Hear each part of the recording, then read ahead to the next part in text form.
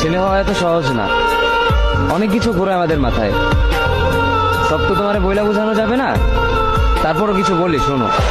আমরা ছেলেরা বউর সামনে মার সাথে ভালো করে কথা বললে মার আঁচলে থাকা সন্তান, আবার মার সামনে বউর সাথে ভালো করে কথা বললে বউর গোলাম।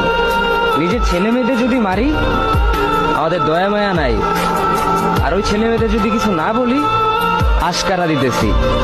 নিজের বউরে দিয়া যদি জব করাই সেই ক্ষেত্রে আমি বউর কামাই খাই, আর যদি বউরে দিয়া জব না করাই আমি সন্দেহ করি।